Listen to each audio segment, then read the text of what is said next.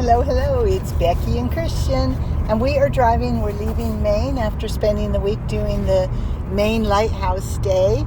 And to pass the time while we're driving, I am reading the book Haunted Maine Lighthouses.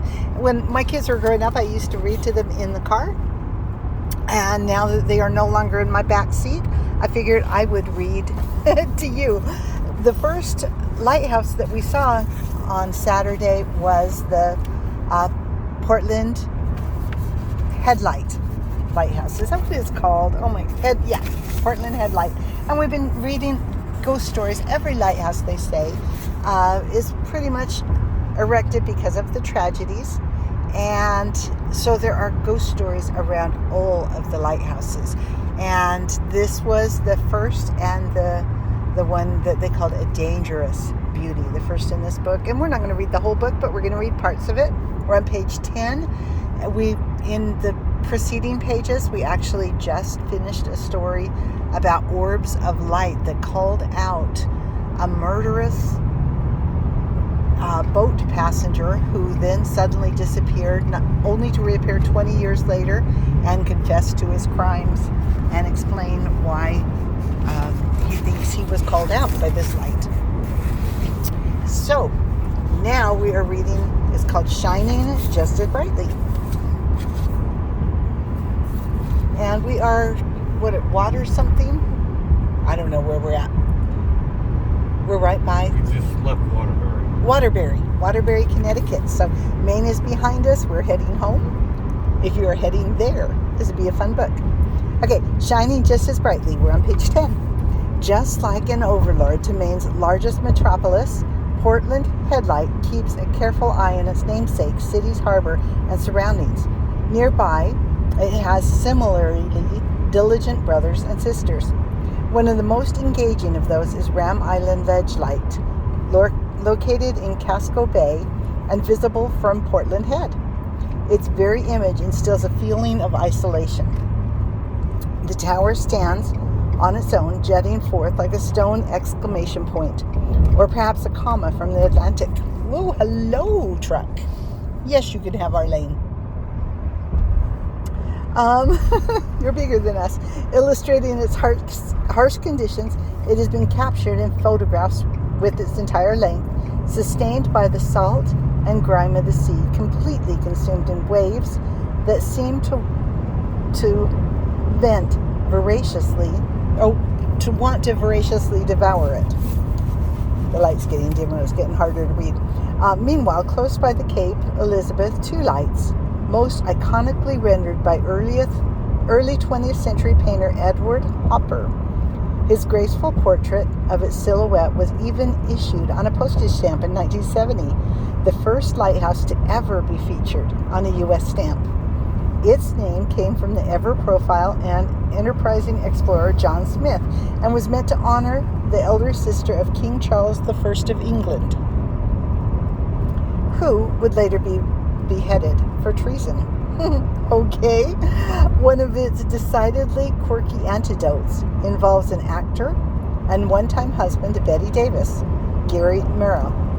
He purchased the West Tower in 1971 and was known to drive around the town with his pet donkey on the back of his Cadillac convertible. As is the case with lighthouses through the history, the Sentinel has gone through much alliteration.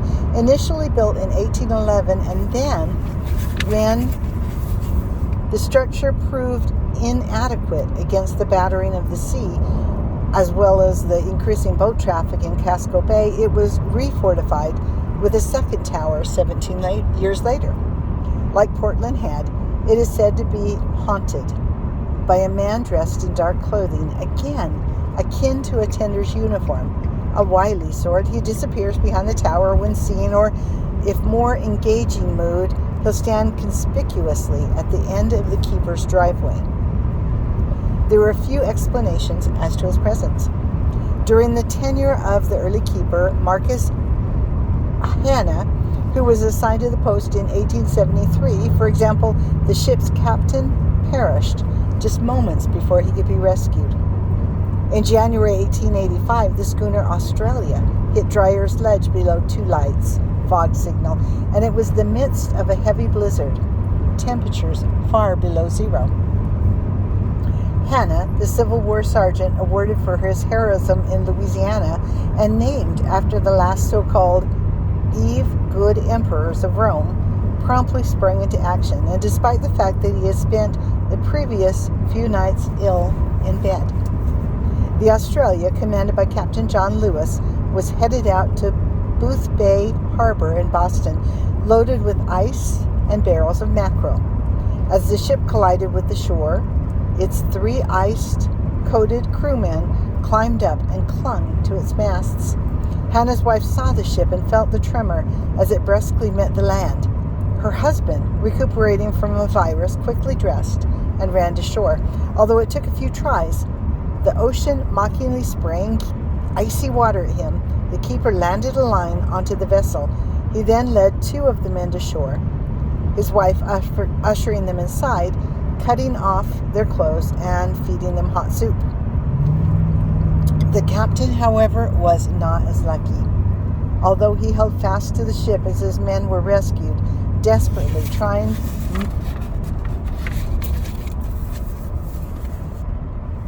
not to lose his grip as the vessel was dashed to oblivion. The waves proved too strong and consumed him. For his role in the valiant escape, Hanna was recognized by the timekeeper, Joseph Upton. In 1934, when the main light failed around 9:30 p.m., the 65-year-old climbed the stairs to the tower to activate an auxiliary light. A couple hours later, his wife, startled from sleep, wondered why he had been gone so long. Rushing to the tower, she found him crumpled at the bottom of the staircase. He was rushed to the Portland hospital, but soon succumbed to the injuries. He believed it was his elusive spirit that wanders now the lighthouse grounds. Others, though, have described the very lighthouse itself as a haunting presence. Captain Frank L. Cotton, who was named head keeper in 1910, wrote of a morose feeling of abandonment that emanated across its shores. Lonesome?